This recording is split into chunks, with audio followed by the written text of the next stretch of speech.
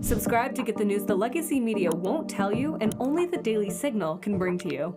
The military must exist based on rigid hierarchy, on the notion that you must sacrifice yourself for the good of a whole. And what's happened, certainly in the last decade or so, is that the military has become just another institution that reflects the values of our civil society. And those are values that are incompatible with an organization committed to lethality. President-elect Donald Trump is busy preparing to take office on January 20th, and the U.S. Congress, specifically the Senate, will be having confirmation hearings on his nominees. I'm joined today by Will Thibeau, who is the director of the American Military Project at the Claremont Institute, a Heritage Foundation alum, and also somebody who has experience working in the defense industry and served as an Army Ranger. Thank you, Will, for being here, and thank you for your service to our country. Rob, thank you. Thanks for having me. Well, I'm so excited to talk to you because it's one of those issues that oftentimes doesn't get the attention in the corporate media or the legacy media, as they now are called, that it should. And that is some of the reforms that need to take place at the Department of Defense. That is an area that you're specifically focused on in your work on the military. Bring us up to speed on the project that you oversee at Claremont and some of the big goals that you've set, particularly as Trump takes office. We started the American Military Project over 18 months ago out of Claremont, and we sought to become the authoritative diagnostic and prescriptive effort for the military's institutional health. We wanted to understand why the military seems to have succumbed to the ideology of diversity, equity, inclusion, wokeness, and I think a more troubling, broader institutional rot that affects a lot of parts of Department of Defense decision-making. And so we sought out to do a few things. The first is to understand the history, understanding that this started a lot longer in our past than we care to admit, even in the 1960s, but then certainly accelerated under the Biden administration and the Obama administration before it. It's something that requires us to hold uniformed military officers accountable, and we need to challenge commonly held assumptions of American culture, such as the notion that proportional representation by race must be found in every institution of American life, or dare we assume injustice. And these are a few things into which I'm happy to dive, but I think it's something that our work at Claremont has provided a lot of clarity on. It's been very helpful, Will, and I do want to get to current events and some of the things that Trump can do to fix or hopefully correct. But since you mentioned the history, take us back to the 1960s. How did this start to permeate the Department of Defense, and can you pinpoint some specific examples that took place back in that decade? Well, let's start with the political moment of the 1960s, the tension of racial chaos throughout America, political assassinations.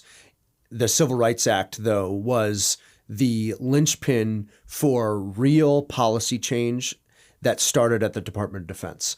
Secretary Robert McNamara, Secretary of Defense under Kennedy and President Johnson, said explicitly, this is almost a direct quote, that he wanted the Pentagon to be the first federal institution to achieve the desired outcomes of the 1964 Civil Rights Act. Most specifically, that outcome being racial representation that is proportional to the country writ large. And what precipitated was an institutional, organized effort to make this happen. Through affirmative action, through diversity, equity, and inclusion, as we now know it. And it started in the form of the Defense Race Relations Board, which started everything from what are known as equal opportunity trainings. It started reviews of personnel policy based on the assumption, like I started, that disproportionate representation among racial groups in certain organizations or in certain ranks of the uniformed military was evidence of injustice, even if none existed. And so this is always striking because, again, it's as old as 1964. It's as old as the Civil Rights Act. And it's not something that we can just ascribe to a recent phenomenon of wokeness. It's much deeper. Right. Well, thank you for giving us that history. And in the years that followed, then, under both Republican presidents and Democratic presidents, this continued to make its way through all levels of the Pentagon, I would imagine. Right. Well, think of what was happening for the military. The Vietnam War was in full swing. You then started a draft to remedy military instability, strategic instability in Southeast Asia.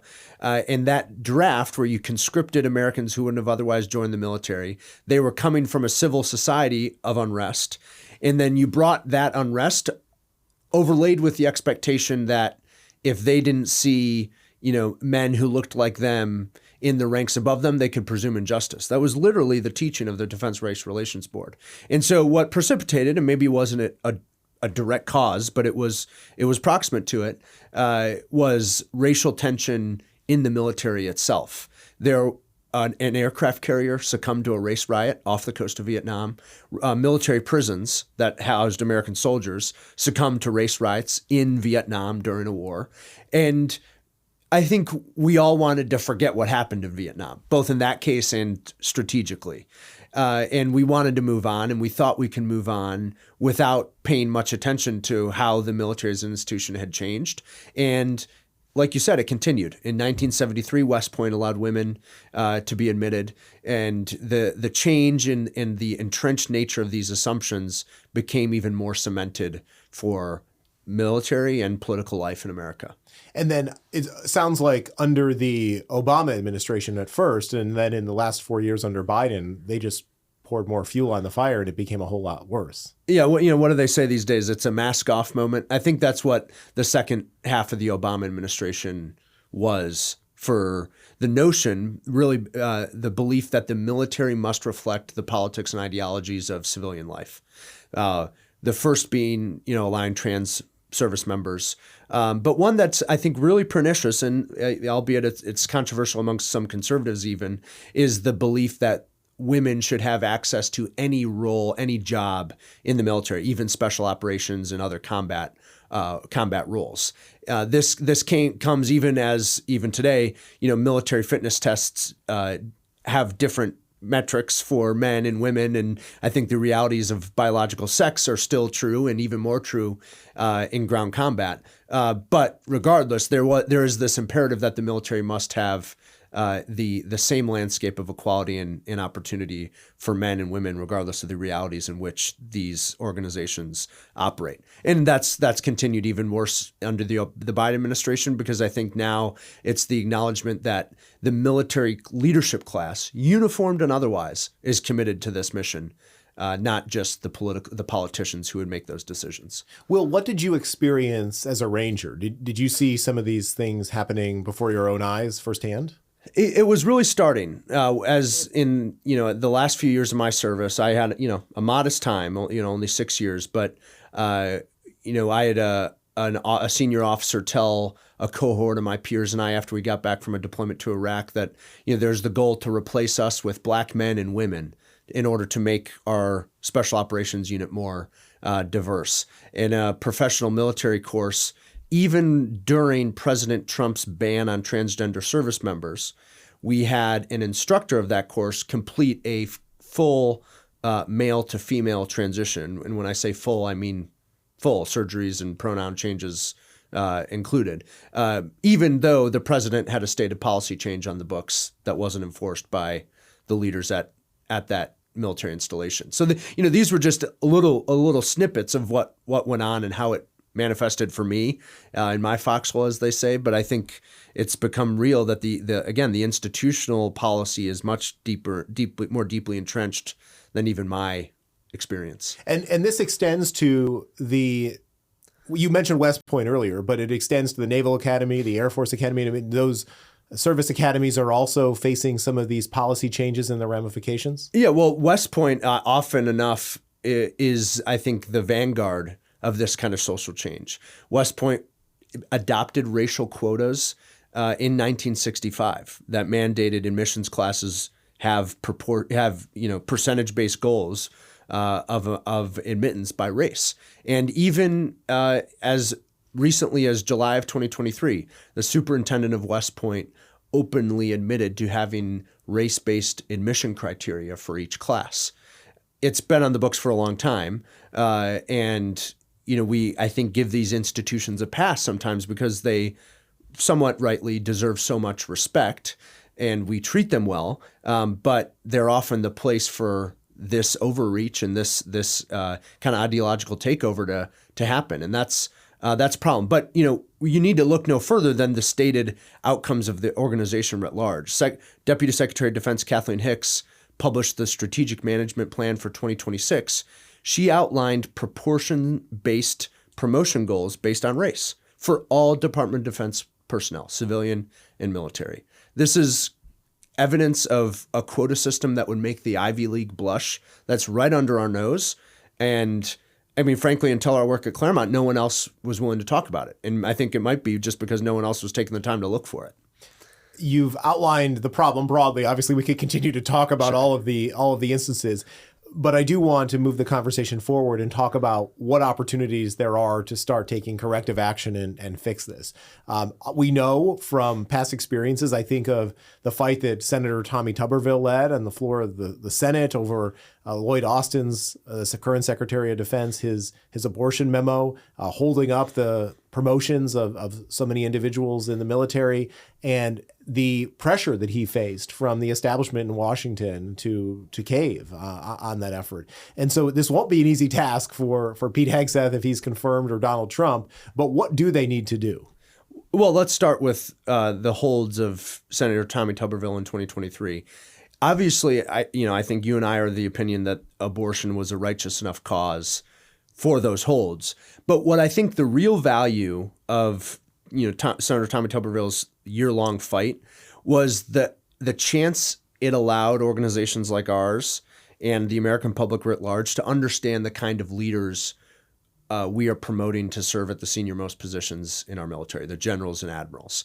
And, if I could have offered one kind of suggestion or criticism to Tommy Tuberville, it was to broaden the scope of the impetus for your holds, to make it about the institutional integrity of the military, to scrutinize the quality of the people that we were asking to be at generals and admirals. Because I think that's something that all Americans want. They want good people to be in charge of the military and our most capable units.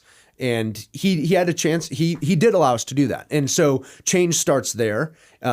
Accountability is more than just firing Biden political appointees. It's about understanding the extent to which certain generals and admirals have had a hand in making DEI defense policy. There's no shortage of speeches and pride events on aircraft carriers that have been attended and explicitly supported by senior officers in uniform. That shouldn't be the case, and the people who've done that should be accountable. But we can also go back in history for some of these policy changes. President Truman integrated the Army in 1948, allowing blacks and whites to serve alongside each other in the same units for the first time. The policy change he made alongside that executive order was to remove race as a category from personnel files completely. Meaning when I entered the Army, there's no box to check for my race. And I think we should return to that. Why do we need to understand a soldier's race? Well, let's make a genuine effort to be colorblind and to promote equal opportunity. And let's also remove any ability of military organizations to track race by quotas or metrics, because that's really how you undermine the military profession, is when you evaluate characteristics that people can't control about themselves. Well, if I could go back just since you were talking about the Tuberville incident, and in a case where race played a big role in the case of one particular individual who was up for a promotion. Now, we did a lot of coverage on Colonel Ben Johnson from the Air Force, and he was somebody who spoke out in 2020 after the death of George Floyd, and had some very pointed commentary, shall we say, about how he thought the military and those who he was serving with should operate.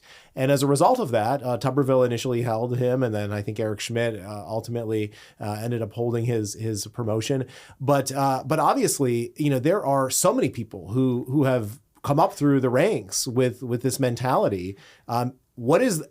Can you remove them from positions of authority? Is that even possible in a military structure? In many cases, I think you can. The case you mentioned of Colonel Johnson is one where he, in the official capacity as an Air Force colonel and lieutenant colonel, would make recommendations based on political ideology, saying that his subordinates needed to read certain books like White Fragility. They needed to examine their internal racism. And that I think is politicizing your service, regardless of what you think about those books or those viewpoints. But then I think, as you uncovered, there were internal command climate survey results that showcased he explicitly made personnel decisions based on race and diversity. That's a violation of the military profession. There's no way that's legal. And, frankly, regardless, the commander-in-chief has the right to choose which officers serve in the military that he leads. But okay, let's say you don't have to fire every single person, but you can certainly move them out of position. You can give them new opportunities elsewhere in positions that are less impactful, and you can create incentives for early retirement in ways that don't require a lot of legal and political capital, the expenditure of a lot of political and legal capital. And it takes, though, decisive action and an awareness of who these people are. How does a Secretary of Defense or President Trump as the commander-in-chief go about doing that? Finding out who they are and then taking the steps to change the direction that the military is headed. Well, I think, frankly, partly because of our work at Claremont, there is now a culture and a consensus on how to examine some of these people. And it's not hard. We look up their LinkedIn activity. We've looked up their Twitter and other social media activity. They're public about it. Right. I mean, one admiral, she said in a speech given in uniform that military officers should be skeptical of laws passed by Congress because so many representatives are white men. These are public statements. There's no need for many FOIA requests or public revelation of bank statements or other private activity. We should just do a basic kind of search of the public persona these military officers have portrayed in order to understand if they're the right fit. And if there's not the staff in the Department of Defense who can do it, then it's the responsibility of organizations like the Heritage Foundation and Claremont to provide some bandwidth and resources in order to make that happen. But the overarching point is that President Trump and the political appointees whom he puts in the organization to run the Department of Defense need to run the Department of Defense. So long, the military generals kind of build their lists of who they want to promote, and they pass it along without much input from the politically accountable officials in the Department of Defense. That has to end. The senior political Pentagon staff and the White House itself needs to see every name that comes across the river to the Senate for promotion, and they need to understand that it's their choice, not the chairman of the Joint Chiefs' choice of who leads our military. This incoming administration has put a much greater focus on personnel, at least compared to the first term. It seems that they are looking for individuals who firmly believe in the agenda that President Trump was elected to carry out. Do you think that we will see a change, as you've just articulated, in terms of the vetting of individuals who may be up for promotion? It certainly seems that way. And I think you can look no further than the nomination of Pete Hegseth. You can say whatever you want about his experience and his background or supposed qualifications, which I think the notion of who is traditionally qualified or what traditional qualifications are is up for debate. But what he is committed. He's aligned, and his personal incentive structure in life exists completely divorced from the typical confines of the military rank structure and the military industrial complex. He's not coming from Raytheon or Lockheed. He's not coming from being a 4-star general, and he's not accountable to those behaviors that make you appealing to the people who have lived that life. And that's exactly what you need from someone, not just as the Secretary of Defense, but as the service secretaries and as their special assistants and, frankly, as the uniformed military officers that they promote and that they choose to lead these organizations. So that's why I'm bullish on these chances. Is it seems as if the leadership at the next Trump administration Pentagon is a leadership class that's willing to change things because they're not counting on their next paycheck from these same people. What are the policy changes, those Lloyd Austin memos that Pete Hegseth needs to carefully take a look at upon winning confirmation if he is the next Secretary of Defense? Well, let's start with putting Deputy Secretary of Defense Hicks' strategic management plan in the dustbin of history. That is a comprehensive, totalizing establishment of DEI as military policy. Again, like I said, it is an across-the-board racial quota for the entire Department of Defense, civilian military officials alike. And let's, as part of that, let's return to the Truman-era policy of not even tracking race. Let's make an effort to be genuinely colorblind and committed to equality. Of course, there are associated policies ending the abortion travel tourism in which the Pentagon participates. I think reversing the transgender service member mandate is also worth considering. You should just assume that there are a lot of policies to rescind. But then we need to hold military officers accountable. We need to make standards for personnel and programs about determining who's the best instead of setting a minimum floor of pass or fail. Right now, that's what, in the name of ensuring men and women have equal opportunity at every job, standards are just that. Who can pass the minimum baseline for a fitness test, let's say, as opposed to understanding who's the best and then filtering out the rest, which is what standards should be. And then finally, I think we should take a hard look at some of these institutions in the military, like West Point. Why is it that you can get a degree in diversity inclusion studies at West Point? Why should you get a political science class on critical race theory at the Naval Academy? The Joint Chiefs of Staff is a almost 4,000 person organization, completely devoid of political accountability, that participates in almost every military decision, whether it's about software or fighter jets. Let's drastically reduce the size of the Joint Staff, and let's return the military to being accountable to civilian leadership as it was intended, by our founding fathers. Can you say more about the Joint Chiefs of Staff? I know you were outspoken about CQ Brown and some of the leadership in the past. So what are the changes that President Trump can make to the Joint Chiefs? Well, I was touching on a few of those.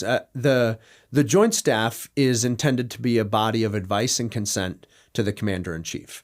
And so let's retain that core function.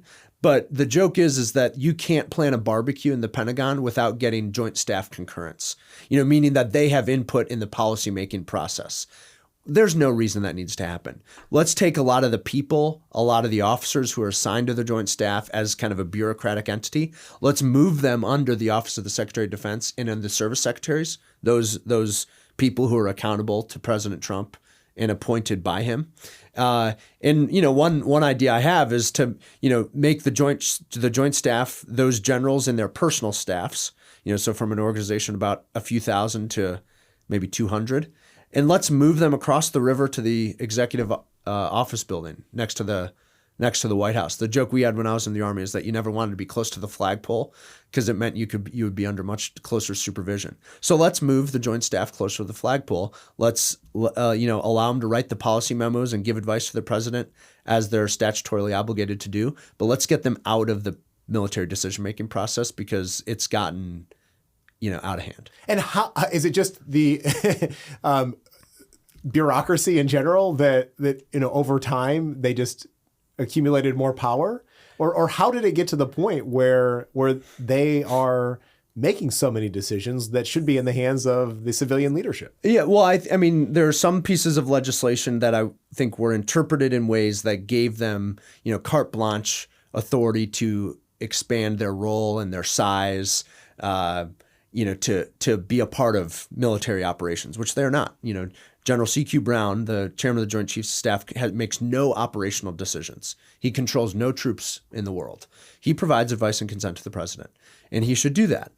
Or the chairman of the Joint Chiefs of Staff should do that. But what happens is because there aren't a lot of political appointees, if any, in the Joint Staff, they just kind of exist as, if you might say, a deep state or a permanent bureaucracy of the Pentagon that persists throughout political administrations.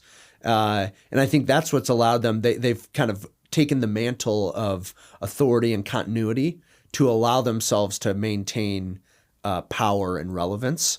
And too many administrations have let that go unchecked. What are some of the key positions underneath the Secretary of Defense that Pete Hegseth would have to fill to make sure that he has the right team in place to enact the reforms?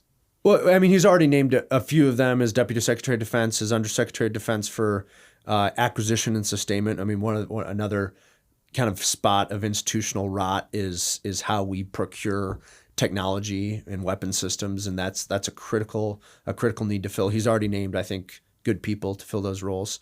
But the Undersecretary of Defense for personnel and readiness will be an important position. The assistant secretaries of each service. So the assistant secretary of the Army for manpower and reserve affairs, for example, is an important role because that's the person who is responsible for the recruiting, the retention, and the personnel of the Army, our biggest service in that case.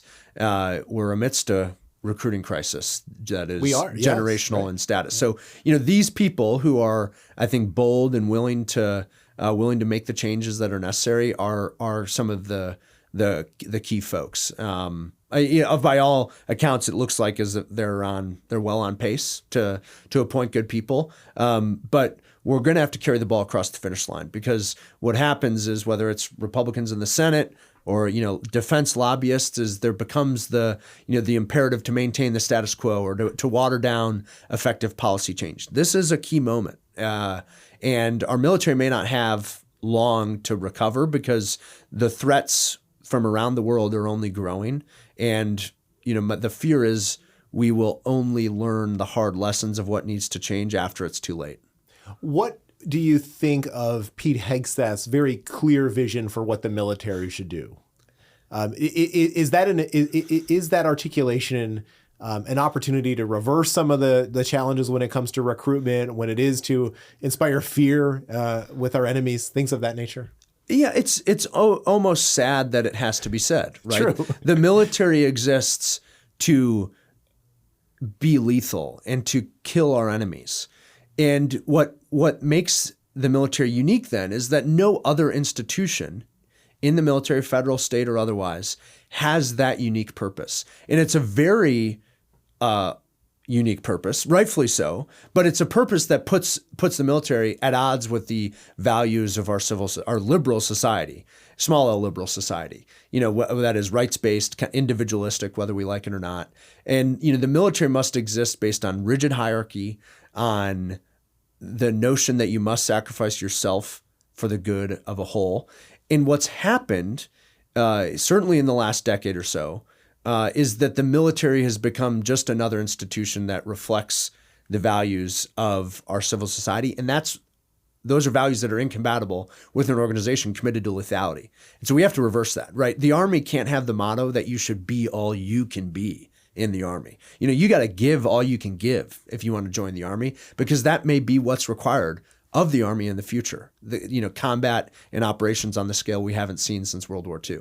Yeah, well, I mean, I think, ending the military as a social playground for the left and using the military to advance climate change initiatives and all other things like that, hopefully will come to an end under Hegseth's leadership. What are some of the tough questions that you expect Hegseth to face at his confirmation hearing?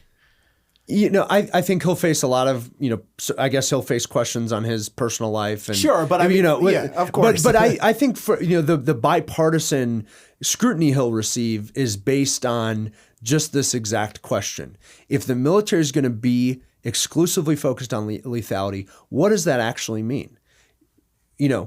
I think he'll get, and perhaps he already has received bipartisan scrutiny about the notion that is more or less uncontested that women should serve in infantry and special operations roles alongside men without question. He's raised some modest questions about that, and it's driving people crazy. And he should be ready to defend that because it's a notion that requires defending, because we shouldn't be afraid to restore the military to what it means and what it exists to be. Yeah, no, absolutely. I mean, I suspect that, as you indicated earlier, those lobbyists from the big defense industry players will be whispering in the ears of senators to have certain things that they would like to see raised. He does not come from that world, so he should expect some hostile, But I think therein lies an opportunity. So another problem I have with the blow to the Department of Defense is a policy one. The Department of Defense should not be a foreign policy institution, right? The president, the White House, the National Security Council, the State Department set foreign policy. And the military, the Department of Defense as an organization, prescribes military solutions based on policy decisions made by civilians. And, Pete Hegseth doesn't need to answer for President Trump's Ukraine policy or his policy on, the Taiwan Strait. He needs to be responsible, and I think you should hold this line acutely. He needs to be responsible for having a military that is ready to provide the solutions for whatever decisions the president makes. I think too often we've let the military influence the foreign policy decision-making process, and they should do what they do best, and that's be ready to fight and win our nation's wars, and let those who are accountable to the American people make the decisions if we must fight those wars in the first place. Will Thibeau, thank you for your leadership and articulating so many of these important points. How can our audience find out more about you and your work at Claremont? Yeah, I'm on X at William Thibeau. We've published widely in the American Mind and on tomklingenstein.com. And I in September published a booklet, let's say, called Identity in the Trenches, that I think lays out, hopefully somewhat comprehensively, the history, the current state, and the prescription for the manifestation of diversity, equity, and inclusion and leftist ideology as military policy. So I'd encourage folks to check those out. Well, we'll be sure to leave links to those in the description and show notes. Thank you so much for spending time with the Daily Signal. It's great to chat with you. Thank you, Rob. Thanks for having me.